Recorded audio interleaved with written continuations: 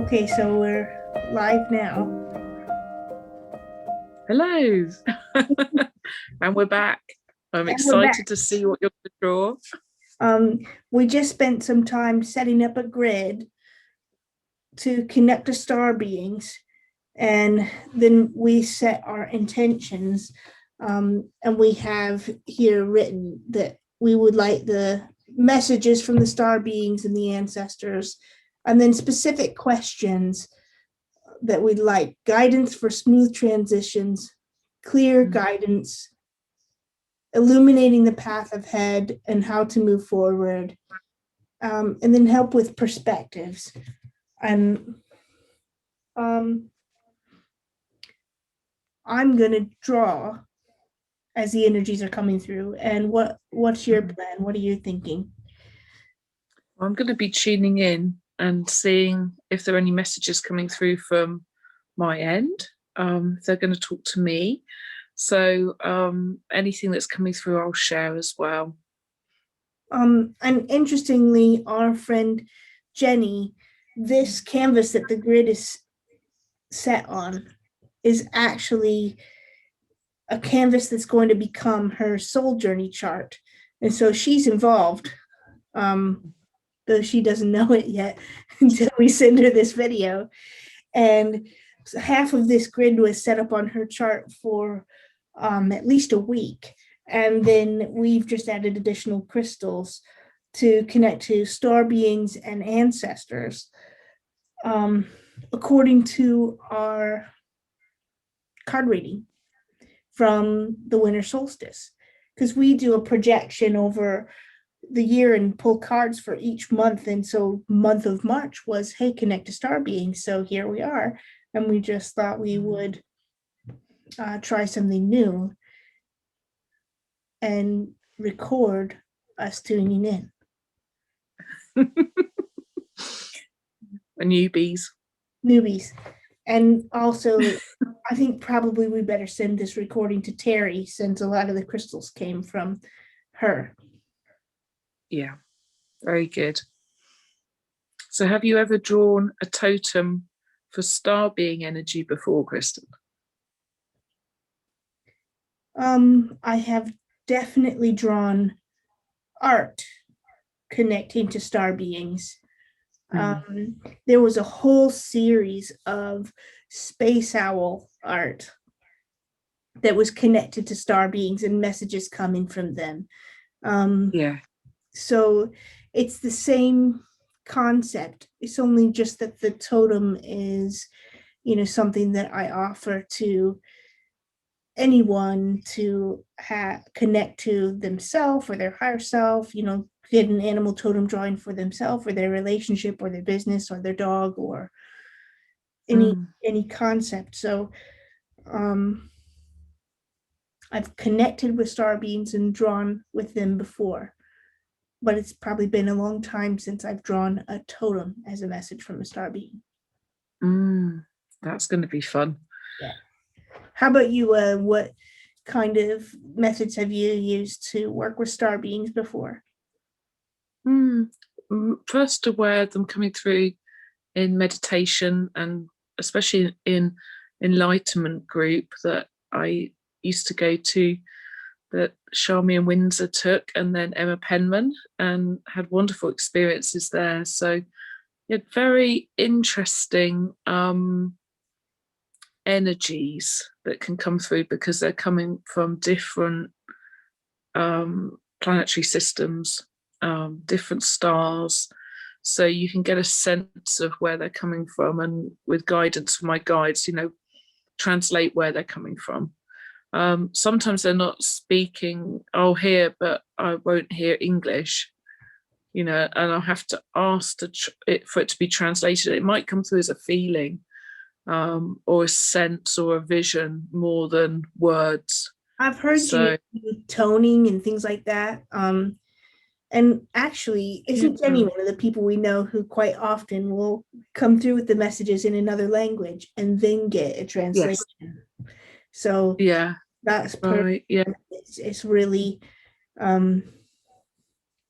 just energy and messages coming through. There's nothing weird or strange about it, but sometimes that's just the way that the message is carried. So yeah, and being open to it, open to the fact that, you know, messages can come through in many ways. And I'm used to doing that as an animal communicator because I can get messages in lots of different ways. And so I guess I just put my energy in the place of, well, anything can come through, and, you know, not to ignore it really, you know, just try and yeah, allow for that to like happen. And in the parameter of this is for our highest and best, and we're grounded and protected, and yeah. has specific messages. Absolutely. Anything Yeah. goes. See what happens. We've got our guides with us as well, protecting us. So, you know, we're not alone in this, and there'll be help with translation, I'm sure. Yeah. So it'll be very interesting. And then I've worked with transformational bodywork now for, gosh, a good 6 years. And you know, that's a lot of that is channeling messages and tuning into higher beings. And I've learned to translate and speak to angels and angelic beings, high ascended masters and elementals. And so really it's just another thread of that for me. It's not something that phases me. It's just, you know, we ask and I expect to hear something.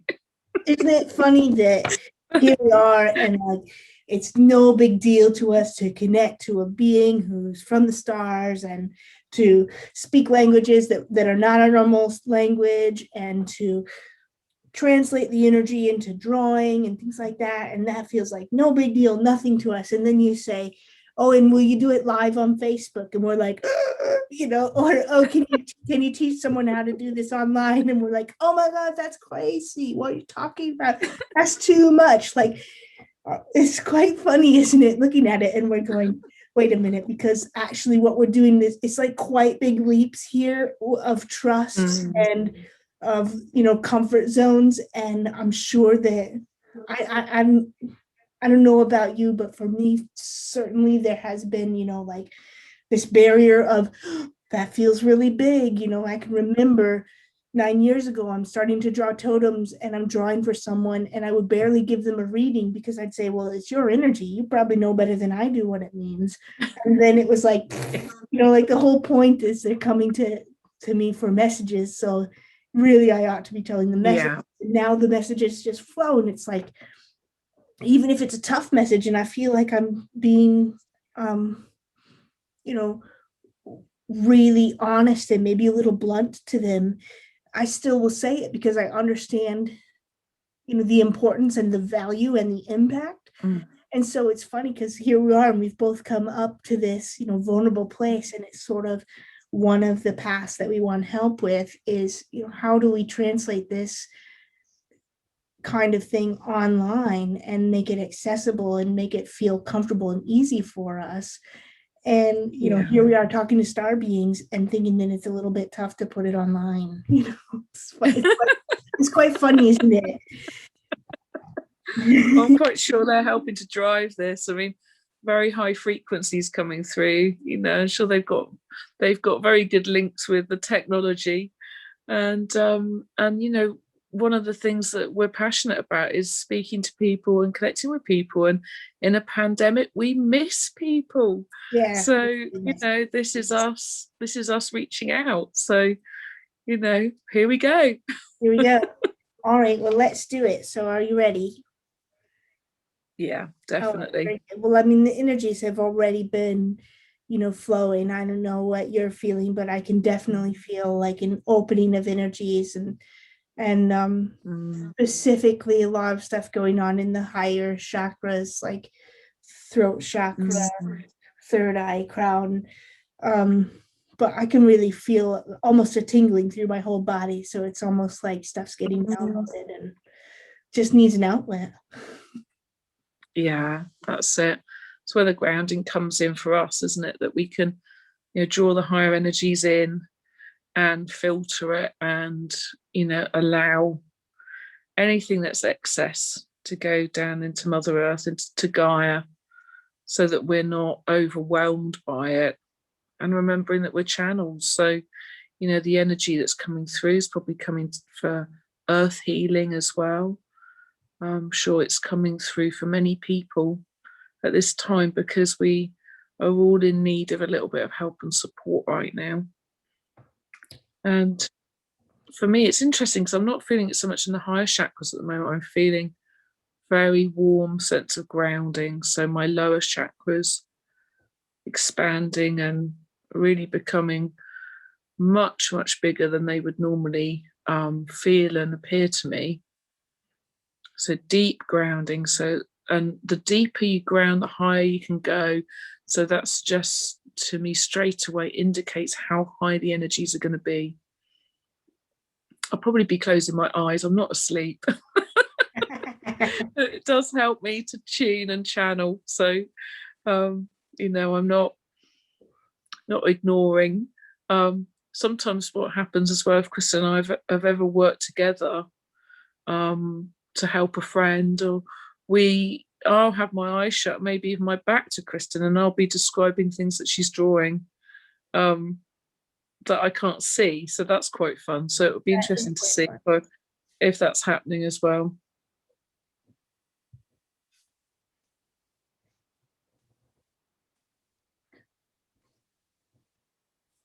And one of the things that happens with through transformational body work and multidimensional healing that I'm able to offer is something called attunement.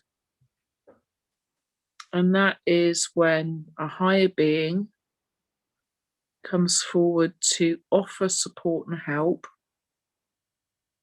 It's a little bit like being tapped on the shoulder. Get a little nudge, you know, there's energy coming in. We would like this energy to be passed on. And I'm the conduit usually. So if I'm with another person and I get that nudge, then the energy is flowing through me to that person from a higher being. So say Archangel Michael might come through to offer an attunement. And we were talking earlier about communication, and it is like an open telephone line. Once you've had an attunement to an energy, it helps you to be able to ask for help. It makes it easier to ask. It reminds us to ask very often. And so I can feel two star beings coming through, and they're offering attunements to Kristen and I.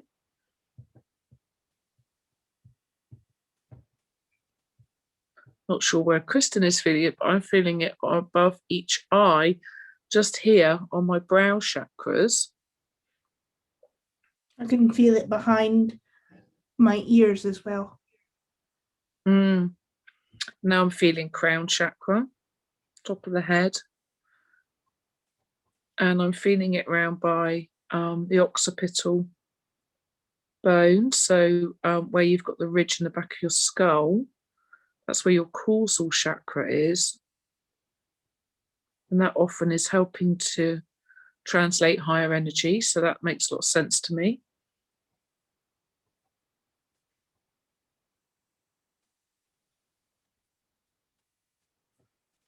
I'm seeing them very much as angelic beings, actually.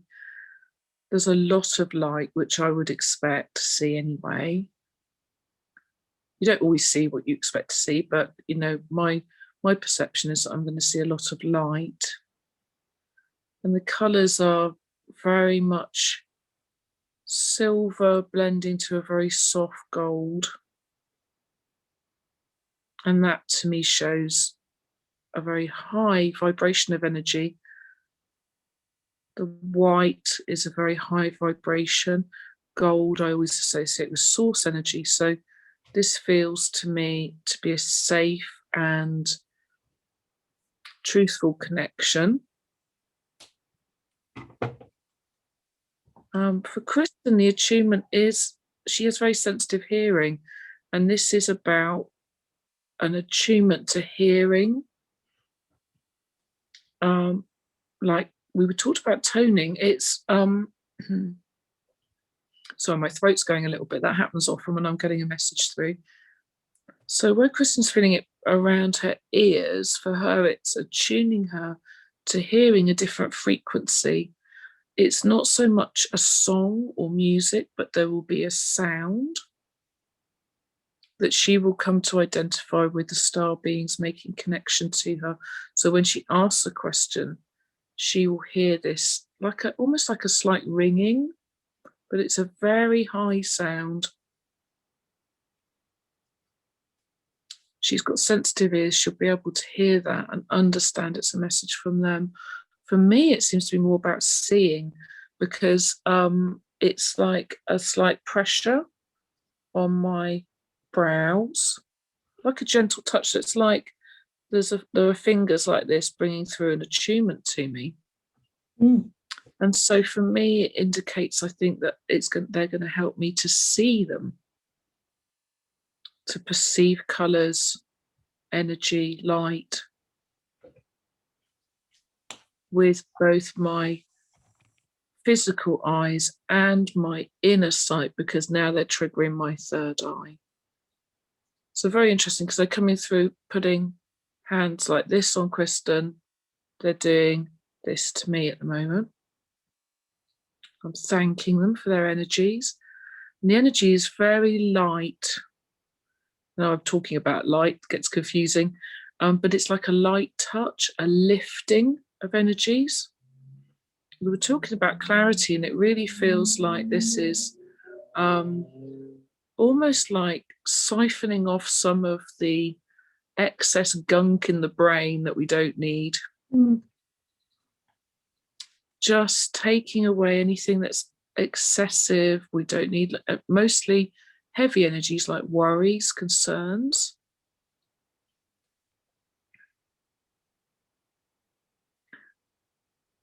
And then messages about greater surety, greater certainty.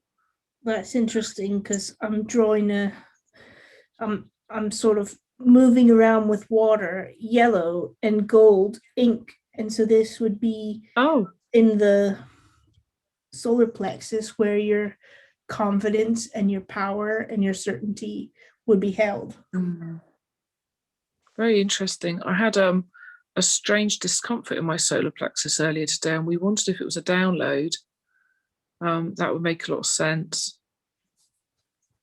I'm asking them to make it really clear when they are communicating with us, so we can differentiate their communication to that of other beings. And I have to say, I've not had this before in exactly this way. It feels new to me to have this feeling of touch on the eyebrows. For Kristen, I know she's had attunements to bees, to hear communication that came in around her ears, but this is more external, on the outside of and below the ear, whereas the bee attunement was more to do with eardrum. I thought it was interesting also that you were talking about how they're working with your eyes, and it made me think of another time we tuned in before, and we're using art to tune in for your business. And I was creating this mandala for your business, and you must have thought I was really silly, because I kept asking you to come over and sit so I could look at your eyes, because the middle of your business mandala had to literally be all the beautiful and intricate colors of your eye. So it feels really linked to that. There's a sense when you look deeply into someone's eyes that you could be looking into the cosmos, isn't there? It makes a lot of sense to me, because there seems to be infinite depth sometimes, and changing light. It also makes me think that I'm not sure if I have a business logo, but if I do, the common thing that's on my business cards is just an image of my eyes. And I got that people would recognize my soul by seeing those eyes on my business card and come to me. So that does seem to be like a recurring theme. Yeah, very much so. Okay, the attunement's just coming to an end. Star beings are still here. They haven't gone, but they're withdrawing their physical touch or spiritual touch, however you want to think about it. Felt very physical to me. I'm not sure how it felt for Kristen. I'm going to open my eyes again now. I can see what's going on. Ooh. So, yeah, very much. I feel that there's a lot of support. They're actually really glad to be asked, because I don't think we really ask very much for help from star beings. We made sure that we asked for, only the highest vibration to come through and for our highest good before we started doing this, so that we are tuning into the highest vibration possible.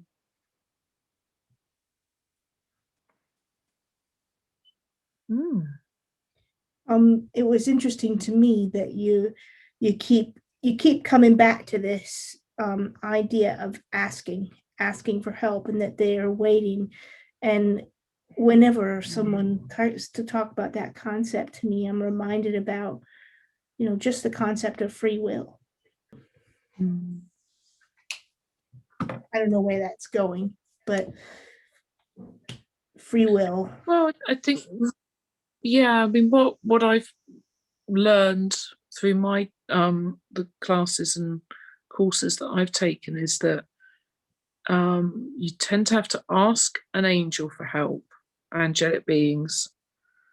They can step in times of great need and provide help, and have often intervened in situations where you might come to harm. The ascended masters tend to be able to step forward more freely without being asked as much, is how I would describe it. The star beings is interesting because to me it feels like they're desperate to be asked. It's like they're not really, that maybe not communicated with as much as, fairies, and we've, there's been more of a trend to talk to unicorns recently. And those energies, they're getting more used to coming in and connecting, and feels like the star beings are like, hello, we're out here. And perhaps we hold subconscious fears about connecting that far out. I'd like to add that Chris and I have been on our healing journey now for a very long time. We've still got a long way to go, I know. I'm very excited about what else we're going to learn. But we have had significant training in connecting up and out safely, so that we're not drawing in any energies that we don't want to connect to. And the star beings that are coming through are very gentle, very respectful, actually. Are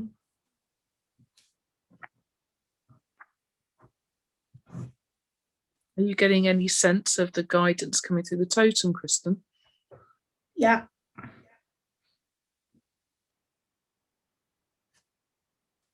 Nearly done. You're doing your angel language. It's amazing. It looks like an angel, or it's almost like a fishtail I can see, or it's like a fishtail. So I'm trying to get. Wow, that's it. Okay, right there, stop. I wonder if I can just pull some of these and just create a place for this to sit. Yes, perfect. Wow, like a great hawk as well. So here we go. All right. So tell us about it, Kristen.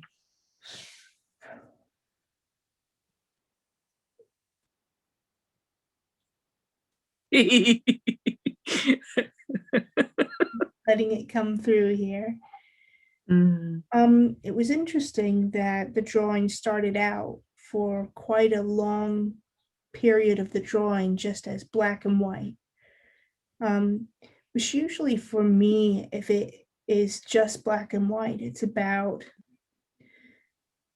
sort of setting the boundaries or the parameters. And then as the attunements started to come through, then the colors started to come in.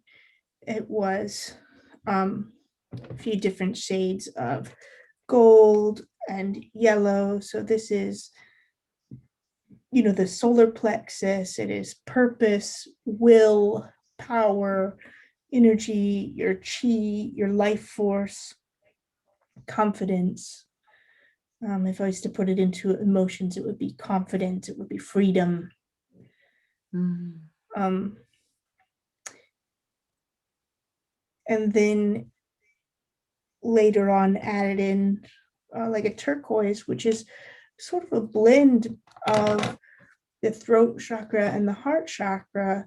And what it is sort of this expressing from the heart. And what's interesting is quite often when you blend the heart and the throat and you're expressing right from the heart, it's playfulness.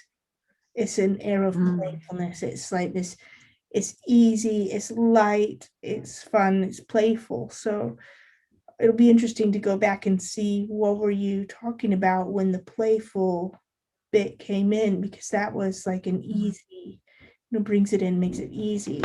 There's also a bit of copper, which I find to connect with planet Venus and be literally about connections, because Venus is about, your relationships and your relationship with finances and all that stuff. So it really is about connecting and strongly about manifesting.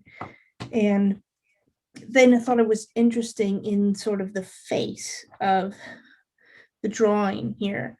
There's some symbols where it looks like a hawk's head and has the symbols of the Eye of Horus in Egypt. Egyptian, the pyramids, obviously they came in at the bottom here. There's Egyptian pyramids going on, and that symbol is for relationship. And if Horus is in there, he's the god who had a hawk face and a man's body and is all about protection. And it's interesting thinking about star beings, because there are really specific star beings who are connected to the pyramids in Egypt. And I believe it's with Orion. And is that the Pleiadians? Is that who it is?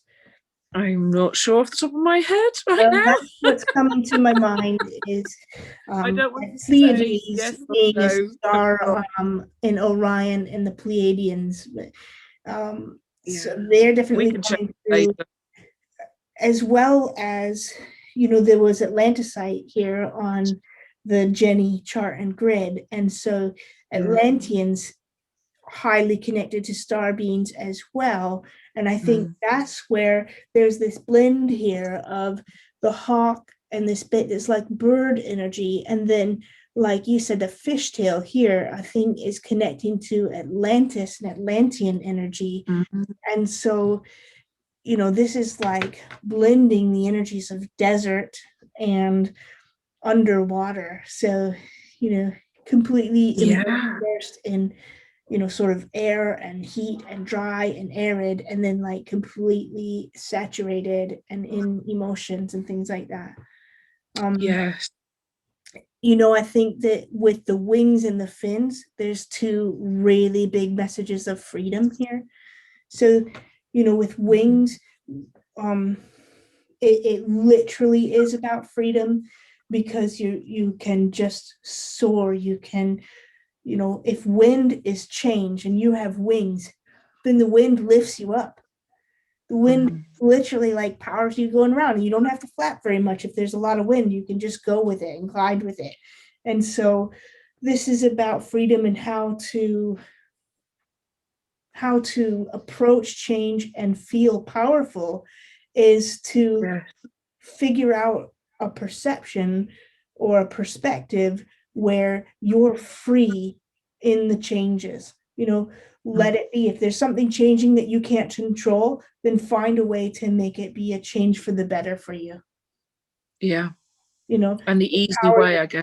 the easy way, allow yourself, find where is it that I'm free? What choices do I have in this change? If I don't have all the choices, I must have some.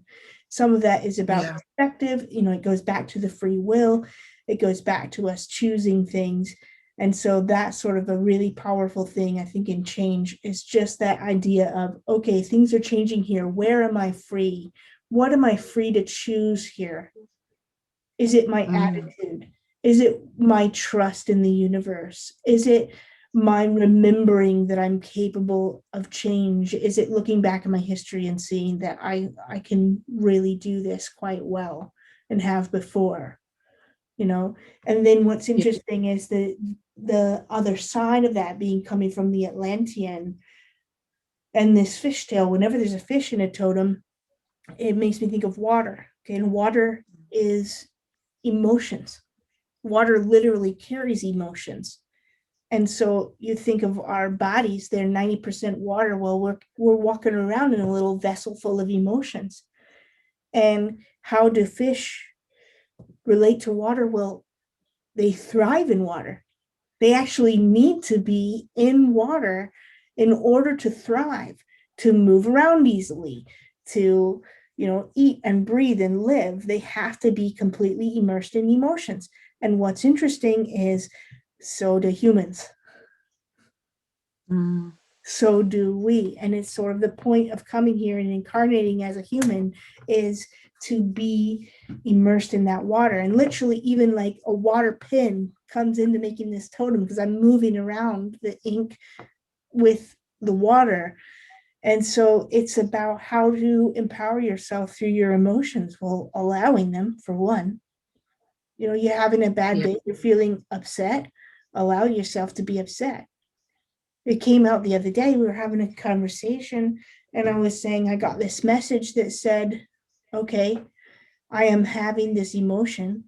How can I Mm. move through this emotion towards my greater purpose? Yeah. Not to deny it, but Yeah, to, it's like accept it and use it to direct you into where you want to go. yes. Yeah, very much.